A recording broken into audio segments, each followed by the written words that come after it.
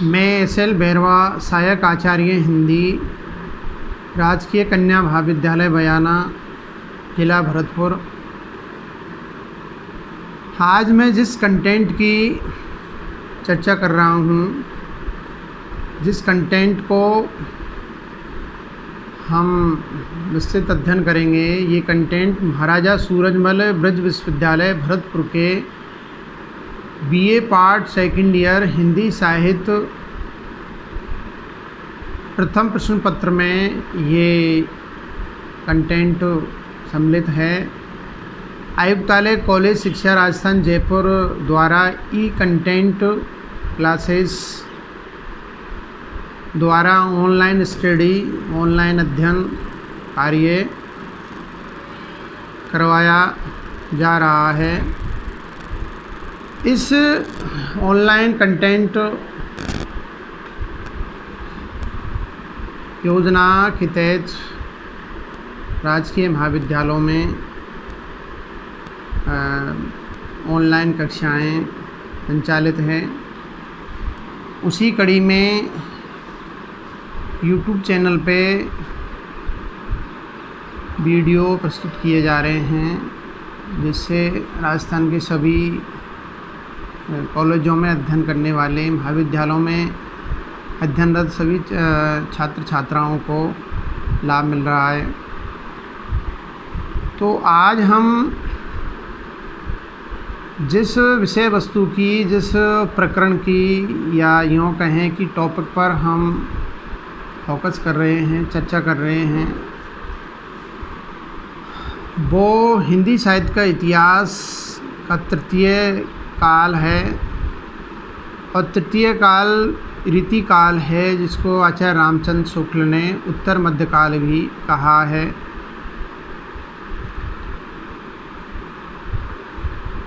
रीति काल का जो रीतितर काव्य है, उसके बारे में हम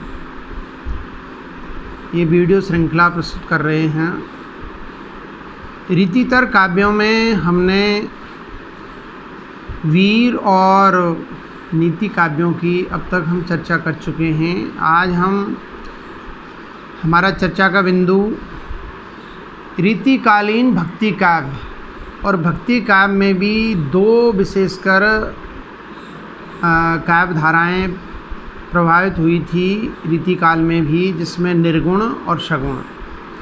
तो पहले हम रीतिकालीन रीतितर निर्गुण काव्यों के बारे में चर्चा को अंजाम देंगे। बीए द्वितीय वर्ष में अध्ययनरत ऐसी छात्राएं जिन्होंने ऐच्छिक विषय हिंदी साहित्य का चयन किया है या हिंदी साहित्य में अध्ययनरत है, वे छात्राएं प्रस्तुत वीडियो को ध्यान से देखें, सुनें, इसका अवलोकन करें, विवेचन विश्लेषण करें। तत्पश्चात प्रस्तुत वीडियो को लाइक करें, कमेंट करें और सब्सक्राइब करने में कोताही ना बरतें। मैंने इस वीडियो में मेरा प्रयास ये रहेगा कि मैं अच्छा से अच्छा कंटेंट, अच्छी से अच्छी सामग्री आपको प्रस्तुत करूं। बेहद ही रोचक, ज्ञानवर्धक और उपयोगी संग्रहणीय सामग्री को मैं प्रस्तुत वीडियो में आपके सामने प्रेजेंट कर रहा हूं। तो कृपया करके छात्राएं वीडियो को ध्यान से देखें और सुनें। तो रीतिकालीन भक्ति काव्य का मैं पहले तो संक्षिप्त परिचय दूंगा। तत्पश्चात निर्गुण जो कवि हुए हैं, उनके बारे में हम चर्चा को अंजाम देंगे।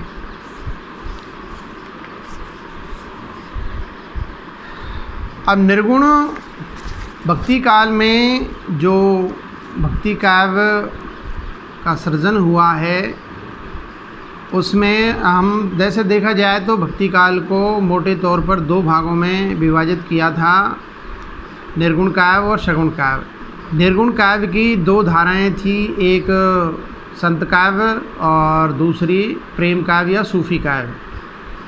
संत काव्य को हम ज्ञान मार्गी शाखा कह सकते हैं। उसी प्रकार से सगुण में भी राम मार्गी और कृष्ण मार्गी, ये दो ठीक समानांतर रीतिकालीन साहित्य के साथ साथ रीतिकाल में रीतितर काव्यों का भी समानांतर सृजन हो रहा था, जिसमें निर्गुण और सगुण काव्य को हम ले सकते हैं। तो पहले मैं रीतिकालीन भक्ति काव्य का संक्षिप्त परिचय आपके सामने विधिवत रूप से प्रस्तुत कर रहा हूँ। रीतिकाल में रीतिबद्ध, रीति सिद्ध और रीति मुक्त परंपराओं के अंतर्गत केवल श्रृंगार रसात्मक रचनाओं का ही प्रणयन नहीं हुआ, सृजन नहीं हुआ, बल्कि उक्त काल में या उक्त काल के साहित्य में अन्य अनेक काव्यों की विशाल राशि रची गई थी।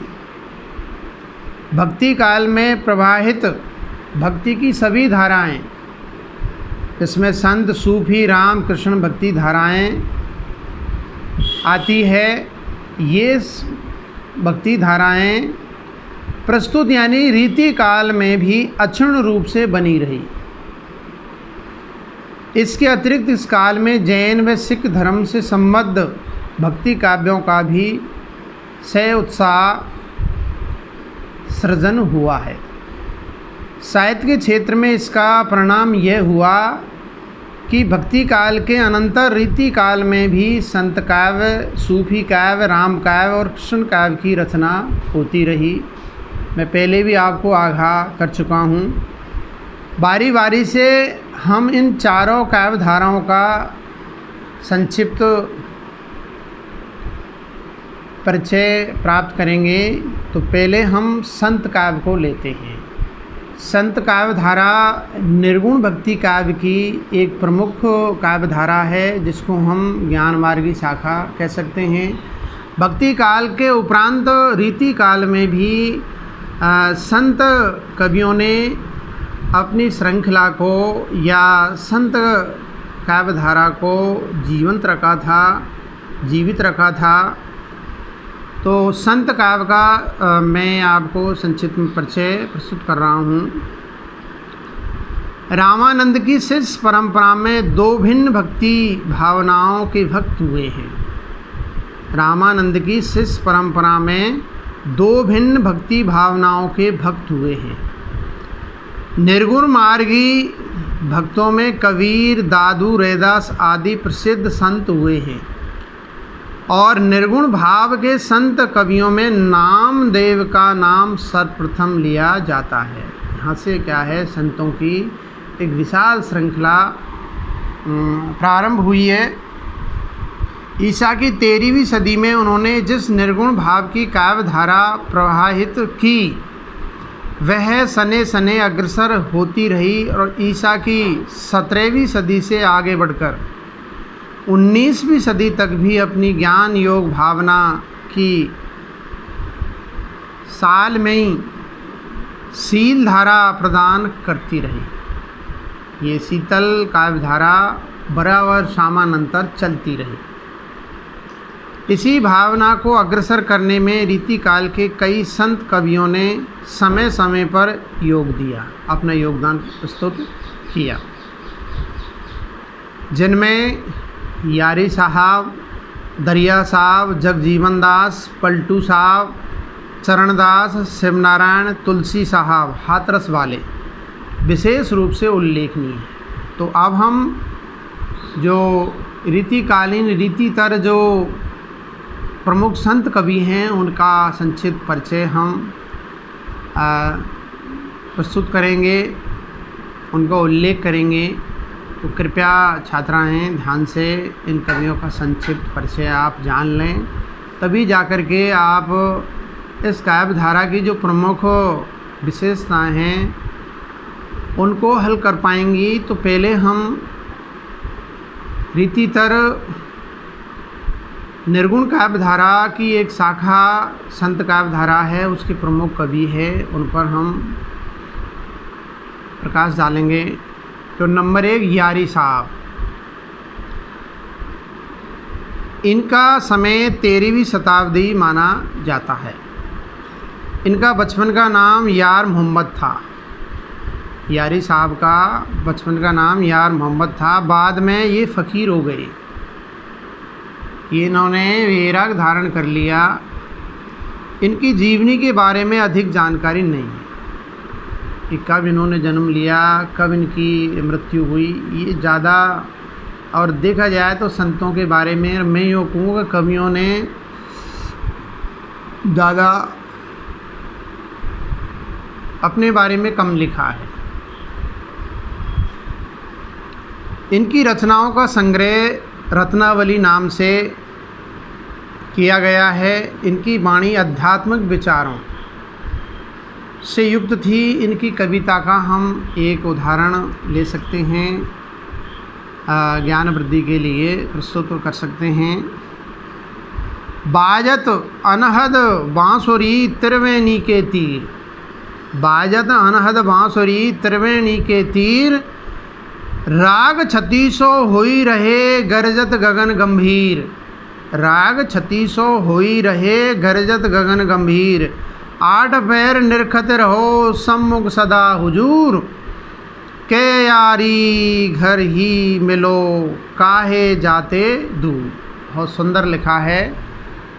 बाजत अनहद बांसुरी त्रिवेणी के तीर, अनहद यानी भगवान का जो वाद्य है, बांसुरी है, वो हमारे त्रिकुटी ब्रह्म यानी ठीक हमारी आँखों के बीच में जो हमारा लिलार है, या जिसको जहाँ हम चंदन का टीका लगाते हैं, यहाँ त्रिकुटी ब्रह्म है।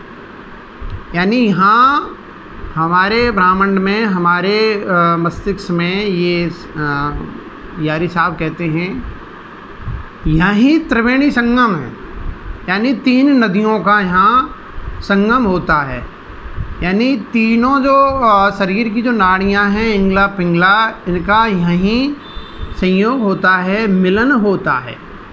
जिस प्रकार से गंगा यमुना और सरस्वती का संगम प्रयाग में, जिसको त्रिवेणी संगम कहते हैं, तो उसी प्रकार से हमारे शरीर में भी त्रिवेणी का वास है। यहाँ ये तीनों नाड़ियाँ इंगला पिंगला और सुषुम्ना हैं, वो इसी में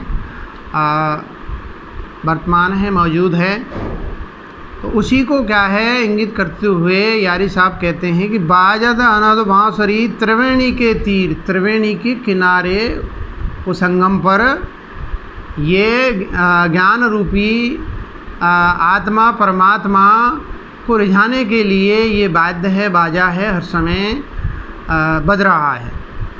राग छत्तीसों हो ही रहे और छत्तीसों राग उसमें से निकलते हैं, तरह तरह के। गरजत गगन गंभीर, और गर्जना होती है वहाँ बादल में जो बिजली कड़कती है, उसी प्रकार से हमारे हृदय में भी क्या है, उसकी गर्जना हमें सुनाई पड़ती है जब हम अंतर्मुखी होंगे, तब जा कर के। आठ पैर निरखत रहो, आठ पैर 64 घड़ी, यानी रात दिन क्या है उसको देखते रहो, सुमरण करते रहो। सम्मुख सदा हुजूर, हुजूर मानी भगवान आपके सामने वो प्रस्तुत हो जाएंगे। लेकिन हमें क्या है, यहीं खोजना पड़ेगा भगवान को, हमारे शरीर में भी। और कबीर ने भी लिखा था कि मोको खां ढूंढे बंदे, मैं तो तेरे पास में, ना मैं मंदिर ना मैं मस्जिद, ना कावे कैलाश में, मोको खां ढूंढे बंदे, मैं तो तेरे पास में। और भी संतों ने लिखा है कि थारे घट में विराजे भगवान, मंदिर में कहीं ढूंढती फिरे। तो मंदिर और मस्जिद में भगवान का निवास नहीं है, भगवान सब जगह है, हर कण कण में भगवान व्याप्त है। तो आठ पैर निरखत रहो सम्मुख सदा हुजूर, हुजूर आपके सामने प्रस्तुत हो जाएगा। लेकिन आप में जुनून जोश जज्बा होना चाहिए। कै यारी घर ही मिलो काहे जाते दूर, यारी साहब कहते हैं कि घर में ही, आपके शरीर में ही भगवान निवास करते हैं, बाहर जाने की क्या आवश्यकता है, इधर उधर भटकने की आवश्यकता नहीं है। भगवान आपके घट में विराजमान हैं। तो ये इसका थोड़ा सा मैंने आपको सारांश बताया है छंद का। अब दूसरे दरिया साहब हैं, ये बिहार वाले दरिया साहब प्रसिद्ध संत हो गए थे। ये जाति के मुसलमान थे। इनका जन्म 1664 ईस्वी और स्वर्गवास 1750 ईस्वी बताया जाता है।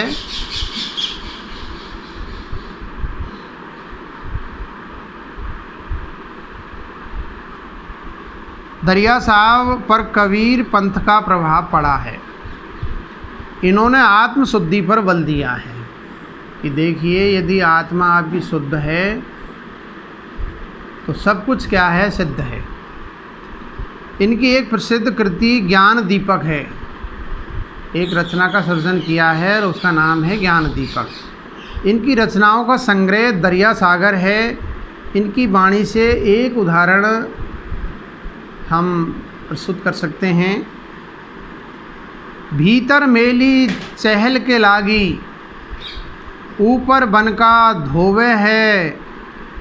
अवगति सुरत महल के भीतर, बाका पंथ न जोवे है। जुगति बिना कोई भेद न पावे, साधु संगति का गोवे है। कह दरिया कुटने वे गेंदो गोंदो, शीश पटक का रोवे है।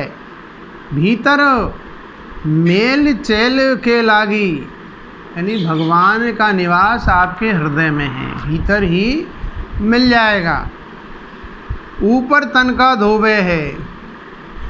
अरे आप अपनी आत्मा को शुद्ध करो।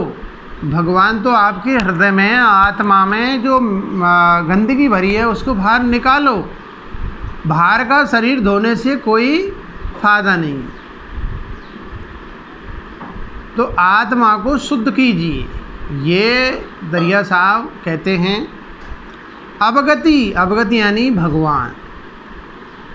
सुरत महल के भीतर, आपका जो शरीर रूपी महल है इसमें ही विराजमान है साहेब। तो बाका पंथ ने जोवे है, उसका पंथ रास्ता देखने की आवश्यकता नहीं है। भगवान आपके हृदय में मौजूद है, लेकिन आप अपने हृदय की गंदगी है, आत्मा में जो विषय विकार भरे हुए हैं, तेरे मेरे की भावना भरी है, उसको आप निकालिए। जुगत बिना कोई भेद न पावे। जुगत मानी युक्ति, भगवान को प्राप्त करने की या साधना के क्षेत्र में गुरु का महत्व सभी संतों ने बताया है। गुरु ही क्या है, आपको भगवान तक पहुंचाते हैं। और लिखा भी है कि कभी दादू के एक शिष्य हुए थे सुंदरदास, उन्होंने बहुत सुंदर शब्दों में एक साखी लिखी थी कि दादू को चेला निर्भय रेला, बिन बिन गुरु ज्ञान पायला न भाईला। कबीर ने भी बहुत सारी साखियाँ लिखी है। गुरु गोविंदो खड़े काके लागू पाँ, बलिहारी गुरु गुरु आप नो जन गोविंद दियो बताए। तो इस अध्यात्म के क्षेत्र में गुरु की जो इम्पोर्टेंसी है, गुरु की जो महत्ता है, उपयोगिता है, उसको सभी संतों ने एक सुर से चित्रित किया है। तो जुगति बिना कोई भेद न पावे, साधु संगति का गोवे है। साधुओं के साथ में, और साधु कई तरह के होते हैं, इनकी कई वैरायटी है। कोई तो चपेट का है, कोई लपेट का है। जो असली साधु होगा वो ठेठ का होगा। तो साधुओं के यहाँ नहीं, आप तो अपनी आत्मा को शुद्ध कीजिए। भगवान आपके हृदय में मौजूद है। कै दरिया कुटने वे गोंदो, शीश पटक का रोवे है। और शीश पटकना, चीखना, चिल्लाना उचित नहीं है। आप तो अपनी आत्मा को शुद्ध कीजिए। ये सारांश है इसका। अगले हैं चरणदास, जो तृतीय संत हैं रीतितर काव्यों में, संत काव्यधारा में तीसरे जो कवि हैं चरणदास। संत चरणदास 1703 से 1782 के आसपास ये मौजूद थे। अलवर के पास मेवा क्षेत्र के निवासी थे। इनका जन्म अलवर के डहेरा गांव में हुआ था। इनके प्रमुख ग्रंथ हैं अमरलोक, अष्टांग योग, ब्रजचरित, भक्ति सागर, भक्ति पदार्थ, आदि। जीवात्मा को पत्नी और परमात्मा को पति मानकर इन्होंने शांत रस की सुंदर कविताएं लिखी हैं। जैसे गुरु सुखदेव दया करे, गुरु सुखदेव दया करे, हेली मोई मिलावे काल, चरणदास दुख सब भजे, हेली सदा रहूं पति नाल। पति नाल यानी पति के पास। तो गुरु सुखदेव दया करें, गुरु सुखदेव जी ने मेरे ऊपर क्या है कृपा दृष्टि की है, उनका वरद हस्त है। हेली मोई मिलावे काल, हेली है सखी मुझे भगवान से ये मिलन करवाएंगे। चरणदास दुख सब भजे, चरणदास जी कहते हैं कि सारे दुखों को दूर कर देंगे, क्योंकि गुरु मिल गया है। सच्चा गुरु मिलना बहुत मुश्किल का काम है, लेकिन मुझे क्या है सुखदेव रूपी सच्चे गुरु मुझे मिल गए हैं। हेली सदा रहूं पति नाल, हेली में तो अपने पति के साथ में, परमात्मा के साथ में। अब हेली हाँ आत्मा का प्रतीक है और पति परमात्मा का प्रतीक है। तो आत्मा सच्चे मन से यदि भक्ति करे परमात्मा की तो उनको शीघ्र मिल जाएंगे। अगले हैं संत, चौथे संत बूला साहब। इनका जन्म सम्मत 1689 यानी 1632 ईस्वी और मृत्यु सम्मत 1766 यानी 1709 ईस्वी में हुई थी। ये गाजीपुर ज़िले के मुखुंडा गांव के रहने वाले थे। गाजीपुर ज़िले में, उत्तर प्रदेश का गाजीपुर ज़िला है, उसमें मुखुंडा गांव के रहने वाले थे। ये जाति के कुर्मी थे। ये उच्च कोटि के साधक थे, साधना करने वाले थे, अध्यात्म की ऊंचाई तक पहुँचे हुए थे। शब्द सागर इनकी रचनाओं का संग्रह है। इनकी रचनाओं का नाम है शब्द सागर। इनकी कविता का एक उदाहरण हम प्रस्तुत कर सकते हैं। दास बुल्ला आस निरखई राम चरण अपार, देहु दर सब मुक्ति परसन आवागमन निवार। ये अपने परमात्मा की भक्ति में तल्लीन होकर कहते हैं कि दास बुल्ला आस, बुल्ला साहब को एक भगवान आपका ही तो आश्रय है, आपकी तो आशा है, आपकी तो आकांक्षा है कि दास बुल्ला आस निरखई राम चरण अपार। हे भगवान कब मुझे आपके चरण कमलों में आश्रय मिलेगा। यानी बुल्ला साहब कहते हैं कि बेदन कब आवेंगे माई, जा कारण हम धे धरी है मिलवो अंग लगाई।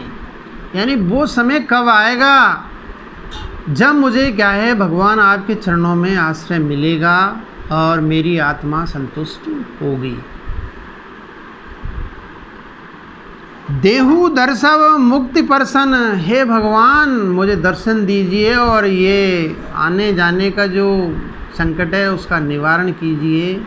जन्म लेना और फिर मरना, इससे मुझे मुक्ति कब मिलेगी। तो हे भगवान मुझे दर्शन दीजिए, क्योंकि अखियाँ हरि दर्शन की प्यासी।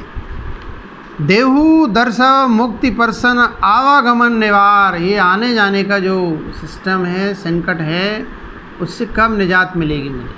तो ये बुल्ला साहब, संत बुल्ला साहब कहते हैं। अगले गुरु गोविंद सिंह, 5वें नंबर के जो संत हैं गुरु गोविंद सिंह। इनका जन्म सम्मत 1723 यानी 1666 ईस्वी में पटना में हुआ था। पटना बिहार की राजधानी है, पटना में इनका जन्म हुआ था। ये प्रसिद्ध गुरु तेग बहादुर के पुत्र थे। तेग बहादुर सिखों के गुरु हुए हैं। इन्होंने खालसा पंथ का निर्माण करके सिख धर्म के अनुयायियों में त्याग और शक्ति संग्रह की प्रेरणा दी। खालसा पंथ की स्थापना की, यानी सिख जो भक्त हैं उनको सशक्त बनाया था, मजबूत किया था खालसा पंथ का। मुग़लों के विरुद्ध कई युद्ध लड़े। किसी पठान द्वारा इनके पेट में कटार मार देने से सम्मत 1765 यानी 1708 ईस्वी में इनकी मृत्यु हो गई। हत्या कर दी थी किसी मुग़ल सरदार ने। इनकी रचनाएं दशम ग्रंथ में संग्रहित है। अब हम उदाहरणार्थ एक पंक्ति प्रस्तुत करते हैं। आज्ञा गई अकाल की तभी चलायो पंथ, सब सिक्कन को हुक्म है गुरु मानी पहु ग्रंथ। गुरु ग्रंथ की मानी यहू प्रकट गुरु की देह, जाका हृदय शुद्ध है खोज शब्द में ले। तो संत गुरु गोविंद सिंह जी का जो पद है उसका मैं थोड़ा सा आपको अर्थ बता रहा हूँ। आज्ञा गई अकाल की, अकाल पुरुष यानी भगवान की जैसे ही आज्ञा भक्त पे होती है तभी क्या है किसी पंथ का वो सृजन करते हैं, किसी संप्रदाय का निर्माण करते हैं। बिना क्या है भगवान की सहमति के हम किसी भी तरह का कोई पंथ है, कोई संप्रदाय, उसका हम निर्माण नहीं कर सकते हैं। सब सिक्कन को हुक्म है कि सब सिक्कों को क्या है भगवान ने, अकाल पुरुष ने हुक्म दिया है, आदेश दिया, फरमाया है। गुरु मानी पहु पंथ, गुरु को ही क्या है पंथ मानना चाहिए, पवित्र पंथ या पवित्र ग्रंथ मानना चाहिए। गुरु ग्रंथ की मानी यहू, गुरु ग्रंथ की मानो कि इसमें क्या है मुक्ति का जो रास्ता है वो इसमें हम गुरु ग्रंथ साहब को पढ़ने से हम मुक्ति को प्राप्त कर सकते हैं। ये भगवान ने अपने भक्तों को, शिष्यों को ये हुक्म दिया है। ग्रंथ की मान यहू प्रकट गुरु की ध्येय, कि वो क्या है गुरु के रूप में आपके सामने प्रकट होंगे। जाका हृदय शुद्ध है खोज शब्द में ले, जिस व्यक्ति का क्या है हृदय शुद्ध है तो शब्द में ही, शब्द भी ब्रह्म है। ऐसा क्या है गुरु गोविंद सिंह मानते हैं, बहुत अच्छे हैं। सिखों के खालसा पंथ को इन्होंने सशक्त किया था, ताकतवर बनाया था। 5 ककार का इन्होंने ही क्या है निर्माण किया है। सिखों को, सिख सरदारों को शक्तिशाली बनाने का इन्होंने अच्छा प्रयास किया है। आगे हम अगले वीडियो में अन्य संतों के बारे में चर्चा करेंगे। आज इतना ही, धन्यवाद, नमस्कार।